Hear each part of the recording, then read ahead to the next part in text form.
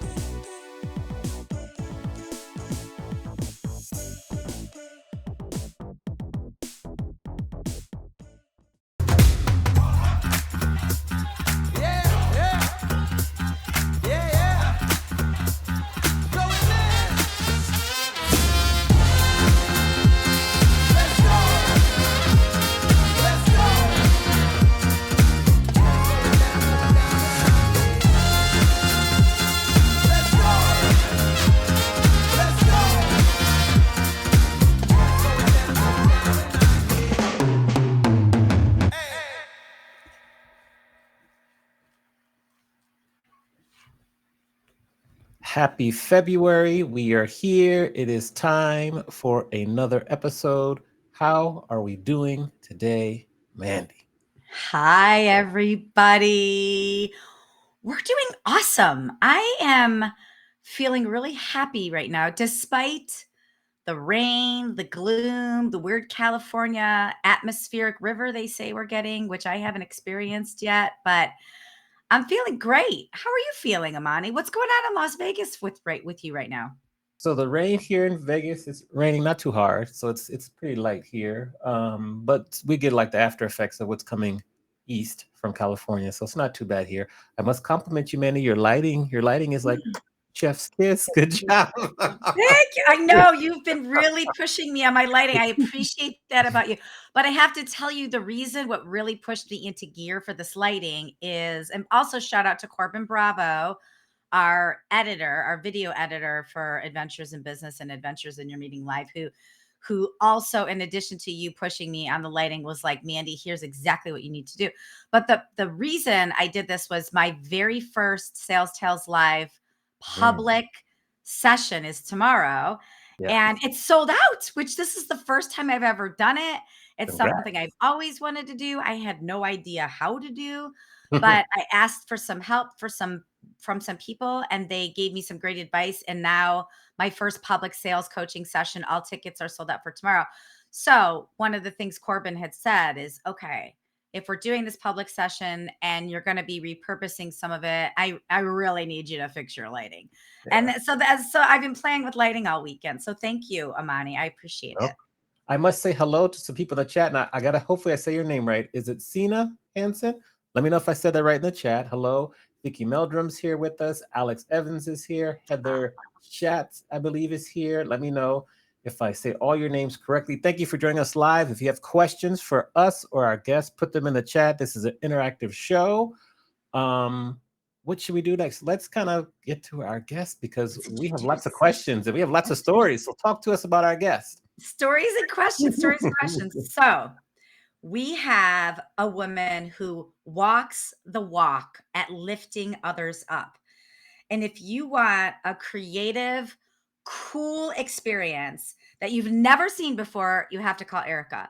When I talk to Erica Brunke, I am not only uplifted as a human, but I am motivated and inspired because the events that she's done in the past, the events that are rolling around in her mind, there is no end to the creative and interesting and high touch, high service experience that just sits at the top of her mind. It is effortless. And I've had the honor of knowing her for many years, and she's done it all. She's run the top tech events for SEMA, Google, Apple.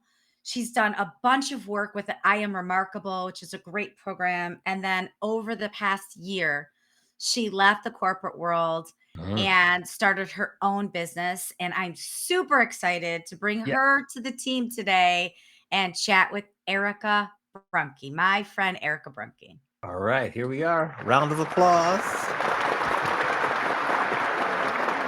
All right. Hi, welcome, Erica. Hi, friends. Hi, friends. Hi. How are you? We're doing We're well. good. How We're are you good. doing today? Let's start off by asking you this question. I usually say this is my last question, but we're going to get right to it today. Oh, We're going to wow. go back and talk to 21-year-old Erica back when she was at Oregon. She was at University of Oregon, and I was. give her advice based on what you know now. What advice would you ask for your younger self? Well, there's a long list that falls into several categories, but I would say when I was kind of thinking about what we were going to chat about today, I think that cultivating your network 365 days a year is probably the top piece of advice I would give myself. Okay. So to follow up with that, what are some best practices for people who are watching that might not be good at cultivating a network 365 days a year? What are some best practices that you have experienced success with? Well, I always love to say that I practice grit, grace, and gratitude. Those are kind of, if Mm. I get another tattoo, that's what it's going to say, grit, grace, and gratitude. Ooh, But pictures of good grace and I gratitude. I know love that. that, yeah, I know that often, you like, how do I even start or how do I reach out to people? I just really literally think about when someone tells you something about their life, a birthday, a family memory, something, jot it on your calendar that day. Just reach out to them. Hey, remember that it was your mom's 80th birthday. I build the network, like, and it always is good for business, but it's really about human touch, human connection. Okay. All But right. don't think of, don't not think about it. Try to just reach out to one person a day.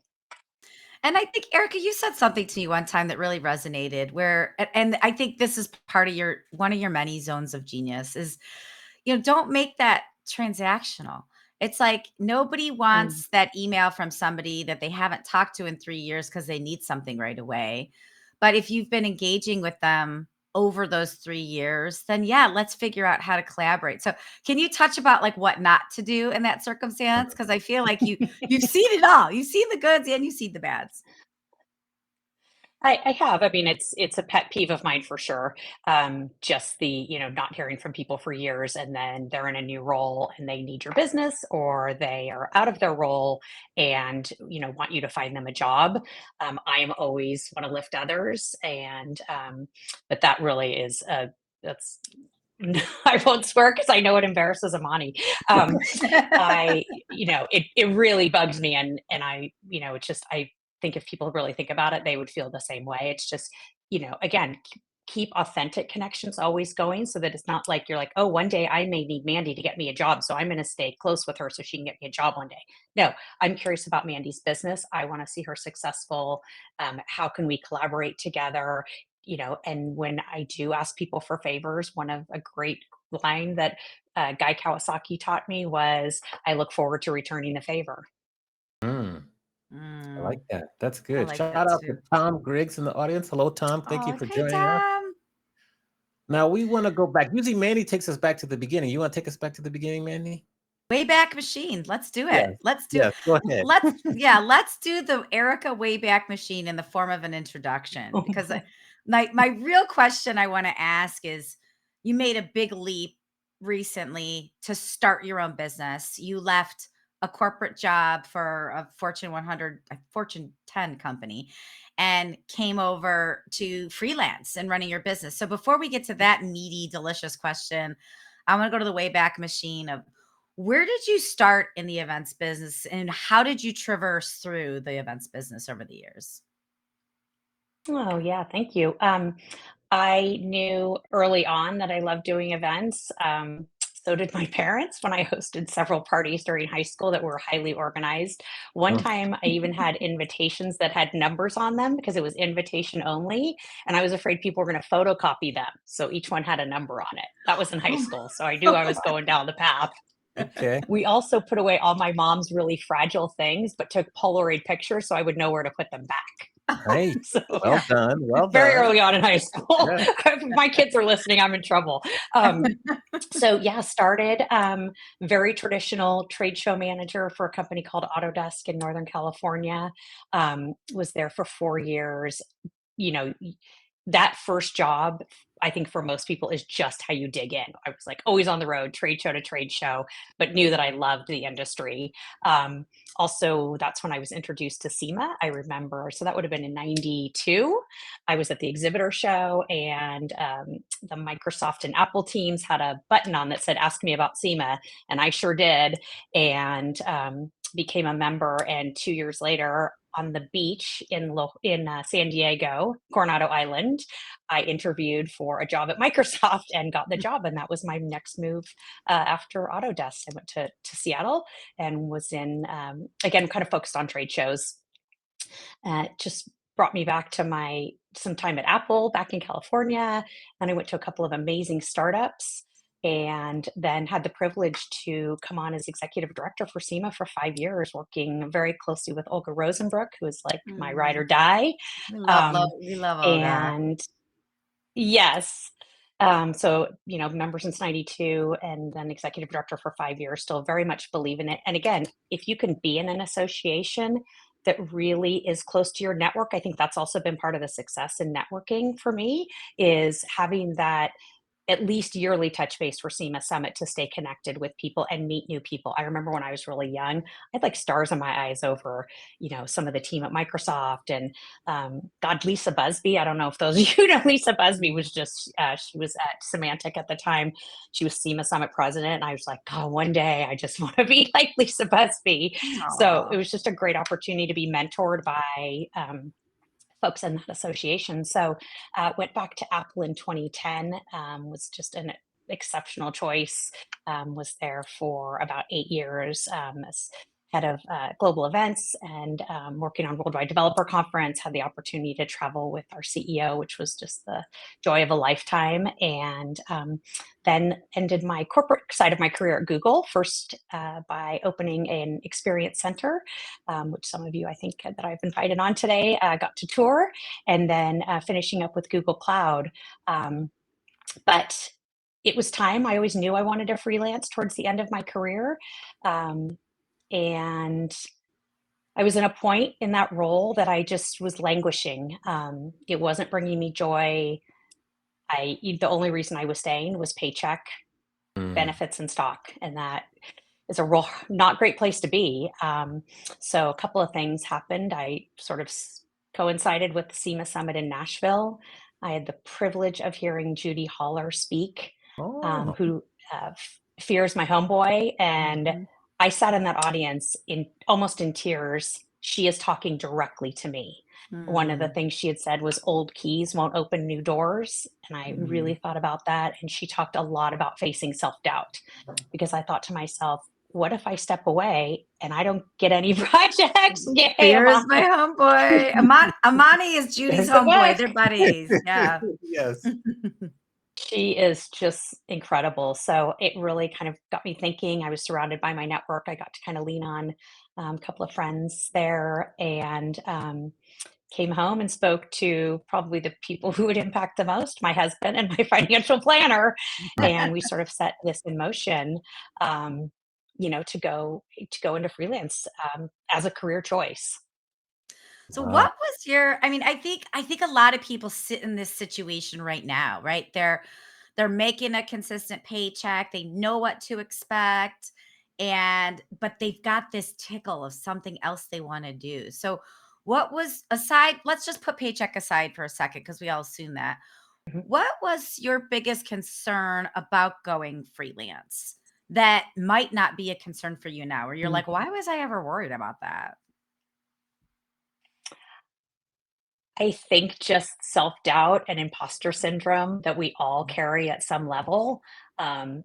People were telling me, "You won't have any problem. You're really well known in the industry. You're super connected."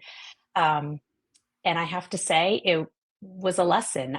There were people that I really thought would be sort of early clients of mine that didn't come to fruition. But then I had some really amazing new contacts, new colleagues, especially one company that really put their trust in me to work with their VIPs.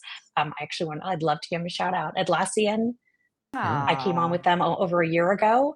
With Angie Smith at the time, now with Amy Walters, and allowed me to, come on and be a part of their team. And I feel completely ingrained with their culture, but also with the flexibility to do some other projects outside of Atlassian.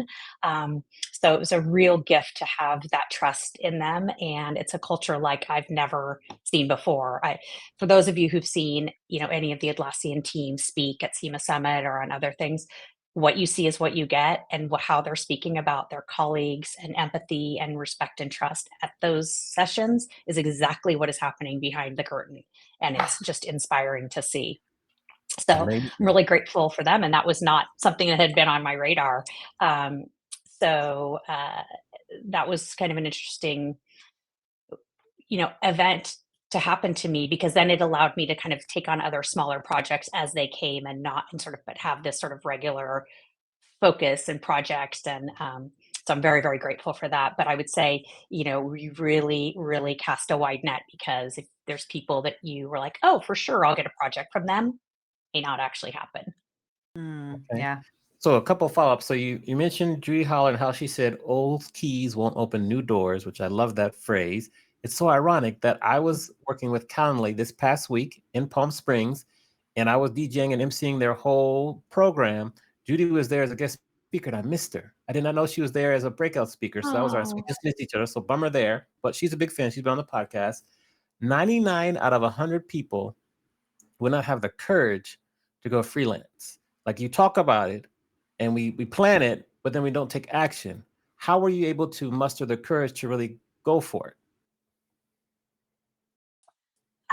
as I said, I was really languishing in my role, and not doing, mental health, physical health, which is not great.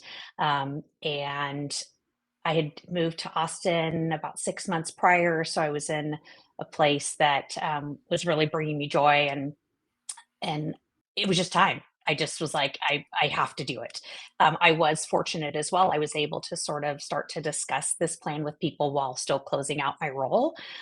So that gave me a little bit of a leeway there, because it took also a little bit longer than I had hoped. But I guess at the end of the day, I mean, we know we don't want to always talk about paycheck, but with my financial planner, I had a backup plan. So Mhm. I knew that at the end of the day, I would be able to support my family, and just having that. And not everyone has that, though. Some people, get into freelance because they've lost their role, and I'm totally Mhm. sensitive to that.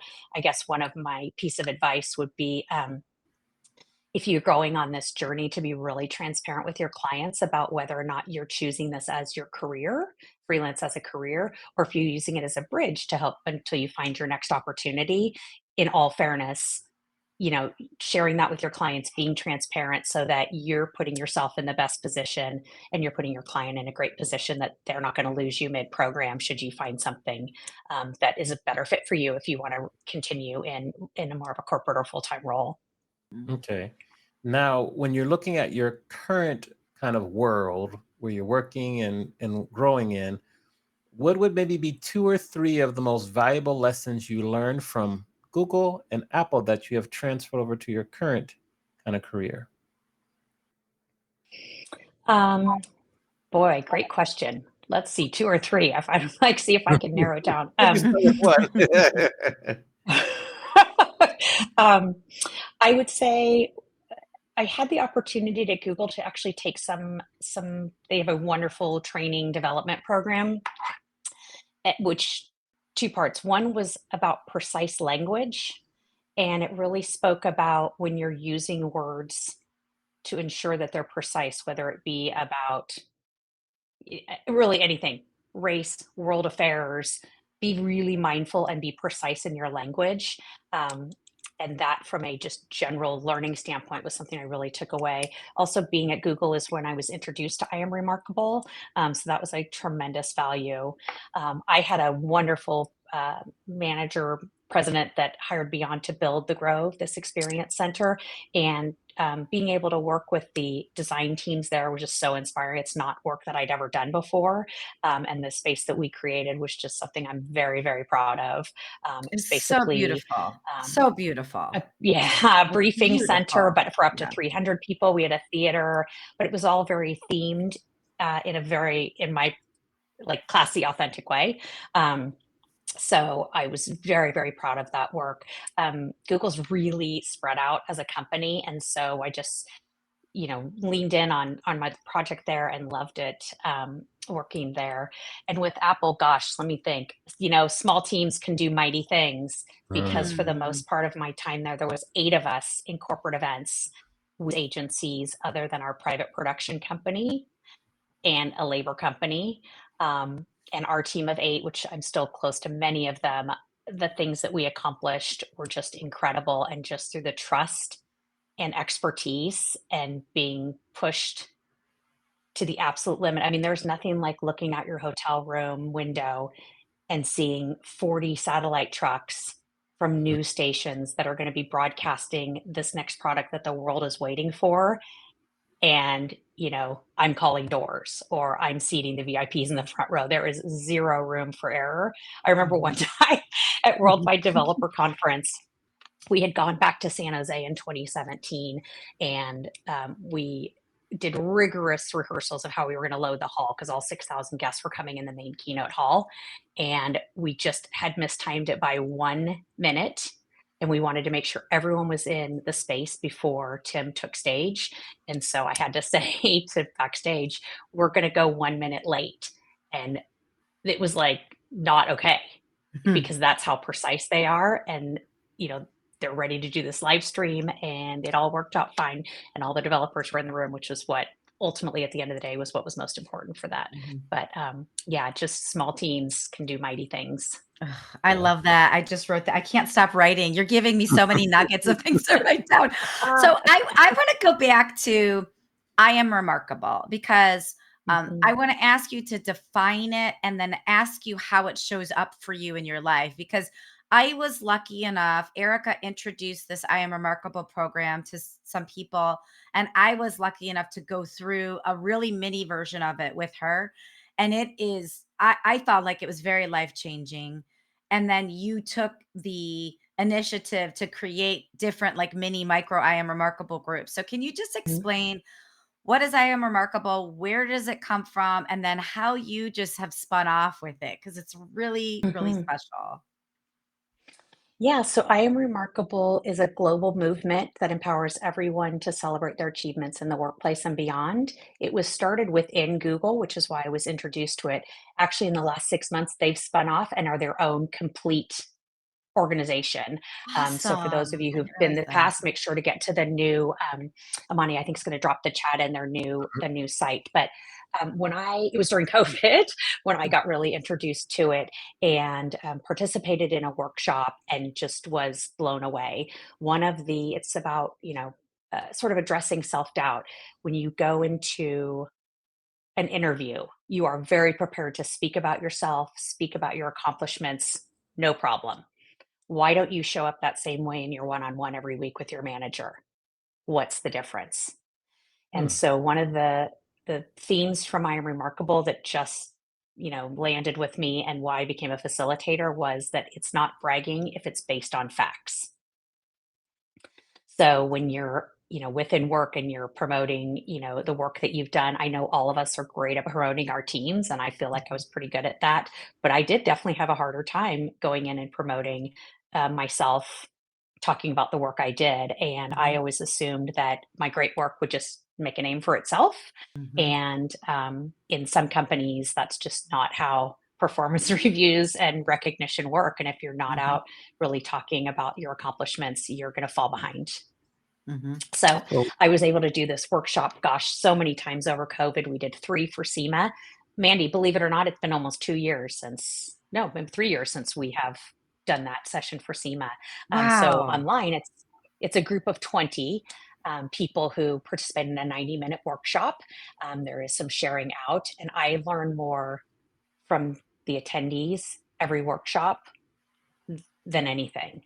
And mm, it's just a vulnerability. I have some comments that people have made that I have one, I won't mention her name, but I had asked her previously if I could share this. There's a part where you do an exercise, and for 10 minutes, you write, I am remarkable because, and then you do a share out if you feel comfortable. And she shared out that everything that makes her remarkable is things she does for other people, not for herself. Mm, And it was an mm. aha moment. And we've stayed in touch. And I just, kind of keep in touch with her. But it's, really, it's an incredible session. So I am a facilitator. There's a worldwide group of facilitators.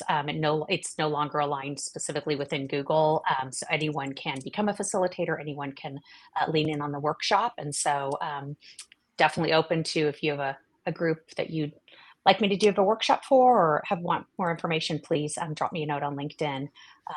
Because it's a really powerful, and I drew from it as well. Amani, you were asking, like, when I went to make this mhm, decision, I drew yeah. on I Am Remarkable as well, because it is a practice. You have to practice self promotion and kind of alleviating self doubt. Interesting. And I think there's two really powerful things that I got through you facilitating this I Am Remarkable class. And the one, it truly is taking 10 minutes to write I am remarkable because I am remarkable because it felt like the longest 10 minutes of my life. But I also realized there's a whole bunch of stuff I was remarkable. I mean, I was crying during that. And I think probably other people have told you that, like, you're writing why you're remarkable and you're like, oh my God, like I was just so annoyed about something so stupid 20 minutes ago. And here I Mhm, am in the midst of this 10-minute I am remarkable because, and it made me feel like, God, kids should do this, grown-ups should do this. Like, mhm. it's so much better than a gratitude journal. So to me, that was very powerful. I'm so grateful that you selected me to go through that, because it changed me for sure. That was one piece. But the other thing that I think you did that was so beautiful, and Erica, if you want to elaborate on this, that would be super sweet. Is Erica is such a badass. Sorry, Monty, I swore, but is such a badass that she took this I am remarkable. She cultivated a group of women where once a week on Wednesdays, the subject line was I am remarkable. And we all shared why were we remarkable just with that week. And I think that might have been 2020 or 2021. It might have been before the SEMA summit, because or Mhm. 2021. I don't remember, but it was a time frame where none of us really felt that remarkable. And it was an Right. opportunity for us to share why we're remarkable that week, because every week was a new Hmm. week. And it was that cultivating your network 365 days a Hmm. year. And it was a community. So do you want to share a little bit about that? Because I learned from you the consistency of spreading positivity and the consistency of learning how to brag about yourself in a factual way. Yeah, absolutely. I'm glad that means so much to you. That means a It lot to means me. so Um, much to wha- me. one of sort of the practices is we called it Remarkable Wednesday. And so through the groups of 20 or so that I would be on in a cohort for a workshop, we would maintain that relationship, and people could certainly opt out if they didn't want to participate that week or at all. But just a reminder of sharing out, because you have to practice to keep this going. And yeah, we did it for a whole year. And people, the thing with this also, when you do the practice in the workshop, it can be personal or professional. So we got equal amounts of I'm remarkable because I got my kids off to school and did an 8 a.m. meeting and still made dinner and got to football practice in the afternoon. So, sometimes it's the days are just more about what you can take. You're giving 100%. That's all you can do. So that was really interesting and kept us bonded, I feel like, and did that with many of the groups. But I just got my reminder, yeah, that it's been a couple of years since we kicked this off. I believe it was in 2021 that we started this, that I started on my I Am Remarkable journey, and have Mhm. had the pleasure of doing so many online classes, a couple of in-person classes, and then one time at SEMA Summit during lunch, which it's interesting. One of our colleagues that we're close with took out her piece of paper that she had written in 2021 to show me that she had kept that original piece of paper from her first one and then was going through it again. Because to also look Aw. back and think, boy, that was really a challenge for me, and look how I've overcome it now. Mm. Yeah. Yeah. We got to say hello to Megan Hinshaw in the chat. Thank you for joining us. Heather Schatz, who also Aw, says, Megan, it is an amazing Heather. program. Lucky enough to have Erica as my workshop leader. Then Mhm. Olga Rosenbrook says, I'm remarkable is truly life changing and that you are amazing. Oh, My follow up question to Mandy's question, your story is, if we were to ask you today, right now, like, why are you remarkable? Remarkable. How would you answer? Because I stepped away from corporate, and last year, based purely on freelance, was able to support my family 100% and not go to my financial planner. Thank that's you. awesome. That I wanna deserves, hang hold on, that deserves some. Oh, yay! Good job. I Go wanna ahead, hang Mandy. here because you've said family, I think, now 11 times, which I love because as long as I've known you, you're even from the road, you're trying to figure out your boys to get in the right soccer uniform when they were little kids. And you made certain moves. Your family's important, whether it's your parents or your husband or your boys, your sons. So and I know they're grown, they're adults now, but when I met you, they were little boys. So w- how has family played a role for you in this with all the success that you've had? And what advice do you have for people out there, working parents trying to make sense of it all? Well, I am the proud mom of 2 boys, and I have an incredible husband, Jim, a sweet dog, Gibson, and a ton of deer on our 5 acres outside of Austin. So that's my world right now. My youngest son just turned 25 yesterday. We celebrated as a family over the weekend. Fun fact, they are actually both in the events industry, one with Freeman and one with Encore. So the family business is alive and well. Um, I used to struggle when they were young about traveling. I traveled a lot, and we started little, routines of, how many sleeps are left. This was well before FaceTime. So, calling in and things.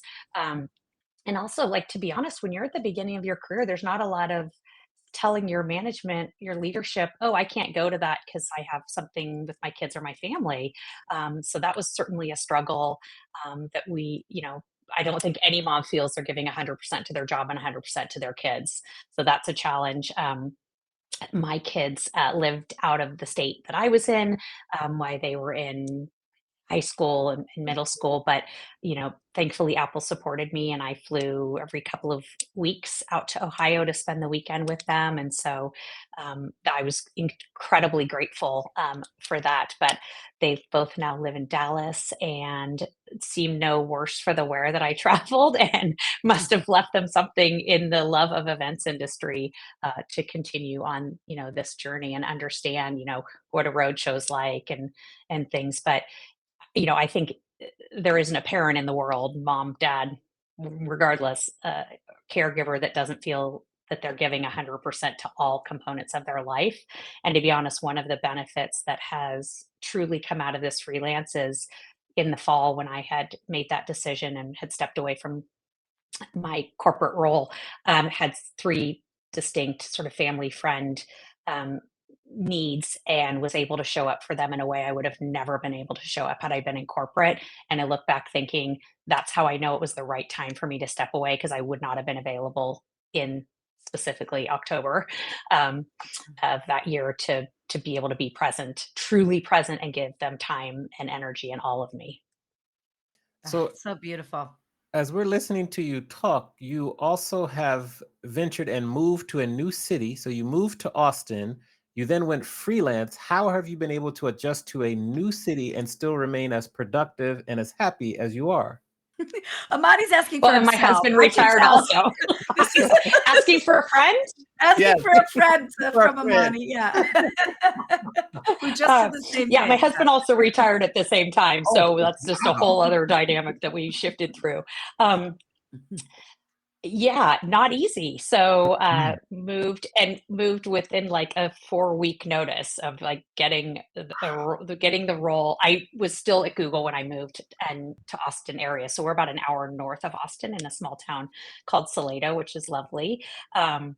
And so was working, with Google during that time.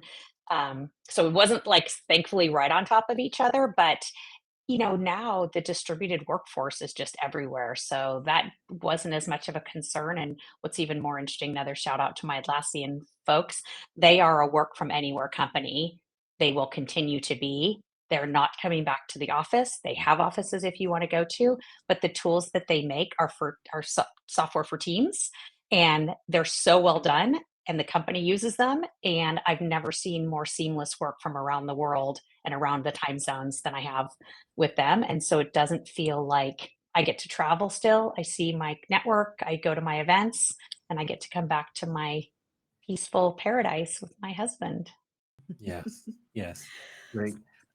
Go ahead, Mandy. I see you got I know, another I got one. it, I got it, I got it. Well, I want to talk about how the sausage is made for a second, because it would be silly if we didn't ask you some white glove, high touch VIP event experience questions, because I truly believe you are one of the best in the business.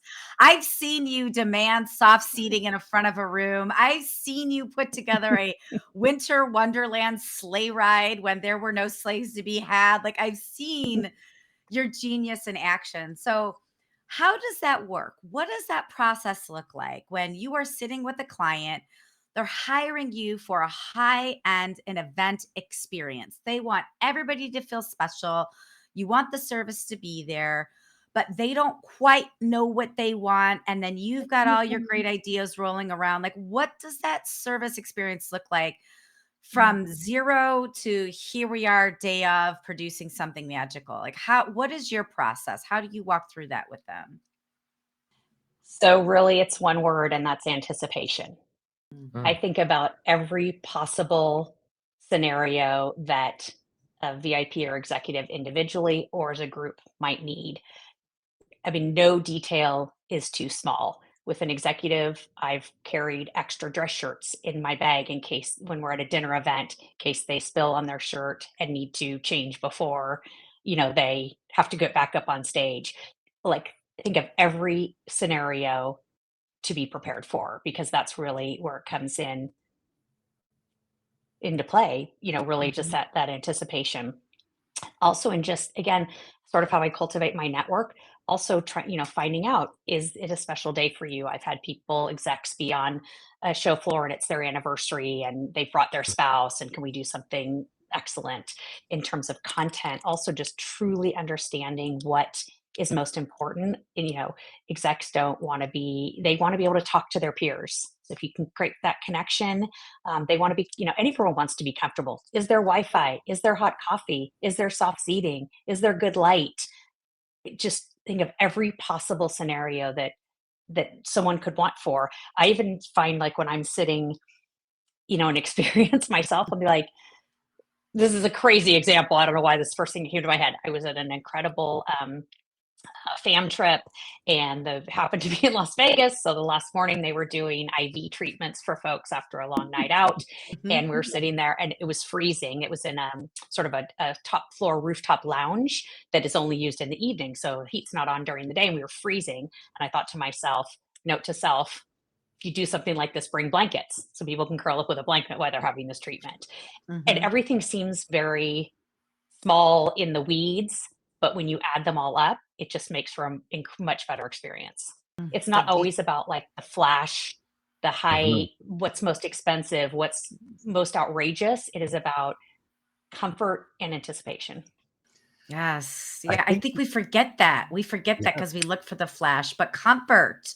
Yeah. Being out of your zone is uncomfortable, but anticipating how to make people comfortable is a high level of service. That's Mhm. really It is. compelling. We have a family member in the audience, I believe. Duke says, "Never have to get ready if you stay ready." So Oh, Duke! Well, thank you for tuning in. So, Erica, Mandy and I thanks, have Duke. yes, Mandy and I have this product that we're trying to kind of promote and get out there a little more. It's called Adventures in Your Business Live. It's just what we're doing here with you, but on a live convention floor or for a Mm. specific client.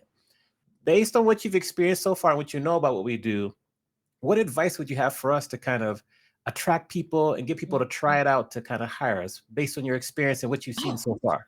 Amani's going for it.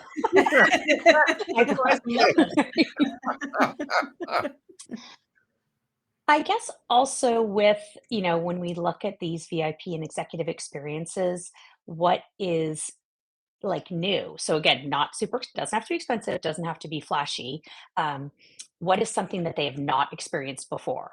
So when I look at venues for people, we're going back to Las Vegas for this event, we're doing a C-level.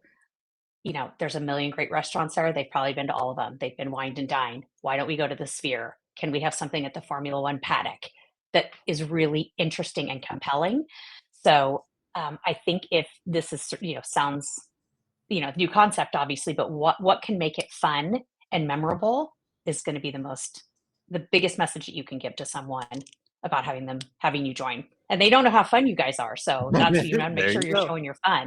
Mhm. Okay. Good advice. Yeah. Thank you. Thank Well, you. and I want to kind of hang there with this events world for a minute because Adventures Mhm. in Your Meeting Live is something we are doing and it is fun, but it is something we're educating people on. And there Mm. are things that are new to the market, but there's also time honored traditions that some hotels and venues are still just missing right now. So if you could wave a magic wand over all of the venues and all of the hotels and all of the meeting service providers out there and fix just one thing that you think is Great. broken in the events world, what would you do? Where would you send your magic wand? Mm. Um, It doesn't even have to be a big so thing. slightly It off can be anything. topic. This is one of my tiny little things for hotels. Love when you send an amenity to my room. I appreciate it. I'm grateful. The card means the most to me. Please don't send seafood, fish, Mm. perishables to my room uncovered at a time Mm. that I don't know when they were delivered. Oh, Not a no. great surprise when you get home. So you can leave a dome on it, leave saran wrap on it, put it like this, put it in my refrigerator, put a time on it, whatever you need to do. But I feel bad not enjoying my amenity because I'm unsure of food safety. Um, Yeah. I think for the overall, and what I find, and one of the reasons I love doing programs in Las Vegas is the high level of service. I need to know at a hotel that I have a person who can make decisions, is knowledgeable about the property. When they say yes, it's a yes, so that my job's easier and it's making my job easier for my client. It's fine if you don't know the answer, say, I don't know, and I'm going to get you the answer. But there's been times when we're well down the planning cycle and they're like, oh, I don't know who told you you could do that because there's already a lot of turnover. I mean, Randy and we just went through this, a salesperson from the hotel. So now we're with a new salesperson. Just that the level of hospitality that, or the expertise they're giving me in the hospitality that they're able to give to my customers, for sure. That's far and across the board. And I know hotels are still struggling, businesses are still struggling after COVID. My fingers are crossed that this is going to be the ending excuse at some point. Mhm. Um, but it's still, do the right thing, have the right people working with your clients. Mm. Love And I it. think that's good advice. It's not even just for hotels. It's for your kids that work at Freeman and Encore. It's for those of us Mhm. that use DMCs. It's that transportation company. It's the invitation company. It's every level of like, what is your product knowledge? What is your service level of that product knowledge? So I appreciate Mhm. I appreciate that wand. Thank you for waving Yeah. that. Thank you for waving the wand. Now Yeah. we have a different wand we want you to wave. We've come to the point in the show where we flip the script and you can ask both Mandy and myself a question. So any question is in bounds, nothing is out of bounds or off limits. Who do you want to ask the question to first, and what is that question? Well, I'm going to ask you both because I have no idea how the two of you met. Mandy, I love how you tell the story. Go ahead. So Amani was a very fancy president of MPI Southern California a couple years ago, back in 2020, Amani, or 2021? 2021 and 2022. 2021.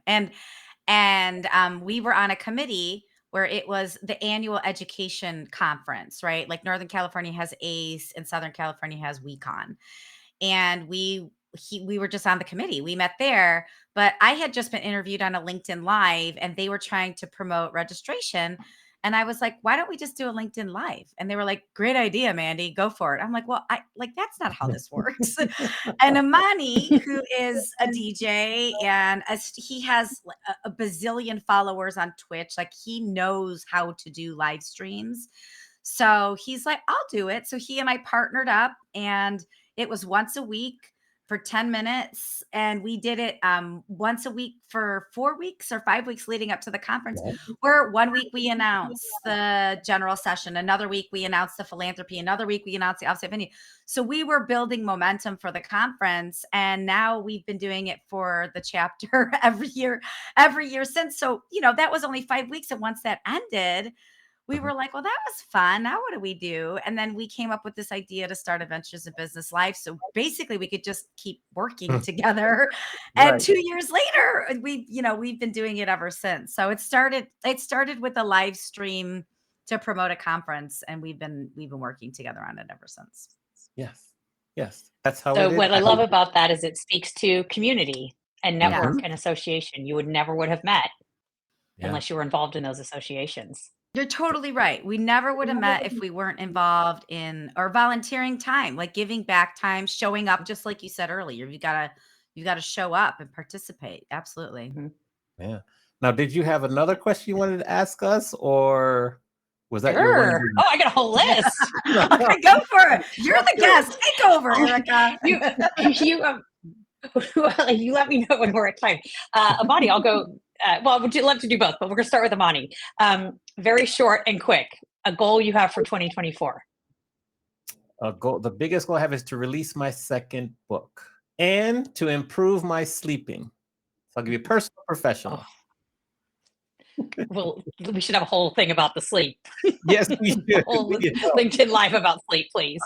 Mandy, goal for 2024. Ooh, I've got a lot of goals for 2024, but my biggest goal is I don't turn 20 anything. I 21. turn 50 next year. I turn 50 in 2025. So my goal for 2024 is to prime the pump, because when I turn 50 on August 9th, 2025, I want to be in the best shape of my life, and not like physical shape. Like I just want like heart, health, mind, spirit, body to be best shape, but that doesn't come overnight. So 2024 is me priming the pump, getting that ready to go. Because one of the things I want to do for my 2025, in 2025, is I want to ride a portion of the Tour de France route, not obviously with Tour de France, but like a part of the route with somebody that's done it before, and ride 30 miles of that, right? And I can ride 30 miles, but I can't ride 30 miles up and down really crazy rolling hills. So I want to prime the pump to get in the best shape of my life. So when I turn 50, I can say I'm in the best shape of my life, but it's going to take some time. Yes.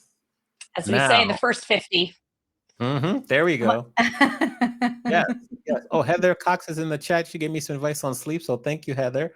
Oh, good. What'd she say? What advice did she I can't give? pronounce the word she said. She put a supplement there that I cannot pronounce, so you have to read it or whatever.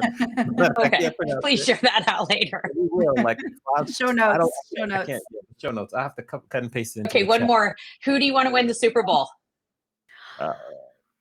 Mandy, go first. And everyone in chat. I know what Olga's going to say. Niners. I want the Niners to win. I'm Chiefs fan. I'll go for the Chiefs. Who do you want to win? It's complicated. So grew up in San Francisco, do love the Niners, would love it for Brock Purdy and Christian McCaffrey. I follow them and really like them, but I am a big Mahomes fan. So I was going to actually wear my Chiefs jersey today, but I didn't want to sway the crowd too much. They put in the chat there. We got plenty. Most people are from the Bay Area, so we've got Team Taylor. Oh, I'm glad you said that, Taylor Swift. So that means you're a Chiefs fan there. So we've got Right. majority, I would say, is Niners with some Chiefs fans in there too. So we'll see. We'll see. Now I'm going to ask Have my you seen final the question. T-shirt that says "Go Taylor's boyfriend"? No, Oh, I love that though. That's that's fun. a That's good one. That's a cute. good one there. You know that Wow. guy. Yeah. Yes. Cute. Wow. That's good though. Good for the NFL. Good for them. Yeah. Um, I'm curious. I'm going to flip my last question and just ask, based on when you started to freelance on your own, if you could go back to that date and give that Erica advice based on what you've learned so far, what advice would you give your newly solo freelance self? Trust the process. Mm. Okay. That's it. You know That's what? probably the one. But also, I do have a few follow-ups to that. There's the work you want to take and the work you have to take. Mhm. Yes. So Yes. be kind to yourself Mhm. with that. And let's see. Oh, and just get clear expectations from clients on the time commitment that they are asking you to do. Even if they call it out in an SOW and some sort of lump sum, say to them, "Oh, I understand this to mean 15 hours a week for the next 12 weeks." Say yes or no, because they'll put in 400 hours in an SOW and you're assuming it's spread over a certain amount of weeks. Their expectation may be different. So those are Mm, the great. lessons. Great. Get it in I will writing. Get it get it in right. writing. I will Yeah. Yeah. Mhm. turn it over to Mandy to close us out, and then we'll say our goodbye. So go ahead, Mandy. I have an experiential question for you. And I can't believe I've never asked you this Yeah. before. So, what is the most fun you've ever had at an event? And it can be one you planned or one you attended, like a fam, or it could be just a family function. So, what's the most fun you ever had at an event? What elements were there? What made it fun? It doesn't have to be the most. This is the first I thing that comes to mind. I did have the opportunity to go to the Met Gala, which Ooh, is pretty yeah. special. I'm not Mm. really even a fashion person, um, but just to see the inner workings of how that comes together, how it goes off on site, was there supporting some executives, and just fascinating to see, the Metropolitan Museum of Art turn into this event venue and how they pulled that off and just how they manage all of those guests. And it just was fascinating to me. I love it. Wow. What Wow. year did you go? I don't know if I knew that. That's cool. 2016. Nice. Wow. Interesting. Hmm. I'm also curious, what's your Yeah. favorite Apple product? Oh boy. I mean, probably default phone because I mean, how do you not? But I do love my watch and I love Apple TV Plus shows. Those are my Oh, three probably. good. Yeah, there's Okay. some great Apple TV Plus. How can we best support you, share how we best can connect you? And then I know you have a special presentation for Mandy too. So answer that and then go right to the special presentation. Well, it's absolutely been an honor being on your show. I watch it all the time. Mm. Mandy is one of my swirl. That stands for smart women I really like and would Mm, do anything for her and Amani. This is the first opportunity we've had to meet and I've enjoyed it so much. I would just keep telling people, lift as you climb and mentor as many people as you can. It'll only come back to you in spades. I love it. Okay, now for the special presentation. I can't wait. My Yeah. gosh, So I'm Mandy, I know nervous. that you I know that you love haikus. So this one is for you, called Remarkable Oh, Souls. okay. Inspirations bloom, remarkable souls ignite, flames of greatness soar. Oh, I just got All the right. chills. Yeah. Erica, 575 rhyme scheme. That was a remarkable haiku. I'm high-fiving you from afar. That Yeah. was great. Thank So you. I You're have to ask a welcome. I know question. you love those. And yeah. I I'm love so glad haikus. Olga and Sina asked this question. So first of all, who did you go to the Met Gala with and what did you wear? Oh, well, um, went with Apple leadership. I will leave it at that. And I wore a dress off the rack from Nordstrom, believe it or not. So, you're buying these dresses for these these types of events that you're really are working events for you. So I always went with like high neckline, something easy to bend down in. So that was much more of my focus than designer, but I'm not a huge designer person. So Nordstrom suited me just fine. Good old Beautiful. Nordstrom, all the reliable Nordstrom. That's great. Yeah. Yep. Well, we're going to first give you a round of applause for a great interview and just a great conversation. A second round of applause for a tremendous haiku. And then we're going to have you go to the green room and wait for us. So just round of applause. Thank you very much for sharing your story, talking about your courage. We have the little, what is that? What's Wait going a on? second. Yeah, we can't not talk about this. Okay, So go on. I sent this to Mandy for Christmas. I know this looks very princessy, so that's why it's just really important for me to say this. This is a company called the Tiara Effect, that you're too extraordinary to live an ordinary life. And so the tiaraeffect.com is their site. It's actually a gal in my neighborhood who has a wonderful story. And you put your crown on and you have a card here and you say motivations to yourself when you wear your tiara. It's a wonderful way to also share how remarkable you are. It is so fun. For those of you listening to the podcast right now and you can't see, what Eric and I just did was we each put on some tiaras. And it is a tiara. So in the mail, I got a tiara. It was the most beautiful packaging I've ever seen. And then it gives you the affirmations that you read while you wear the tiara. So we're closing the show out wearing tiaras. So thank you, Erica. And follow the You sure tiara are. effect. It's really The cool. tiara Really effect. cool Note that gift. Amani does not have a tiara on, but he's looking and he's in admiration of the two ladies who have the tiara on, but he does not have one on. So just want to put that out there for the listeners. Just thank you, Erica. Just your mindset and the stories and your courage is very inspiring. So I just appreciate you sharing your story and can't wait to get to know you better. Round of applause. Here we go. Thank you. We'll put you in the green room. Thank you. Thank you, Erica. Love seeing you. You're welcome. Okay, Mandy, tremendous show. Who do we have to look forward to next week? We've never interviewed a person from HPN except for me, but we haven't interviewed me. We have Jeremy Shaw Wright, who is an HPN account executive. He's one of the vice presidents. He's hilarious. And he is coming to us from a road trip. He's driving across the country in his RV. So not only will he have a lot of great business stories to share, but he's going to have a lot of great on the road story. And I'm not sure if he'll be on the West Coast yet when we see him next Monday, but Jeremy Shaw Wright is who we have on the show. Tremendous. Thanks to all of our viewers and people who are watching and commenting live. We really appreciate your engagement and sticking with us here. So thank you for that. Remember, if you subscribe, share with a friend, also leave us a rating and review on the platform that you're watching on.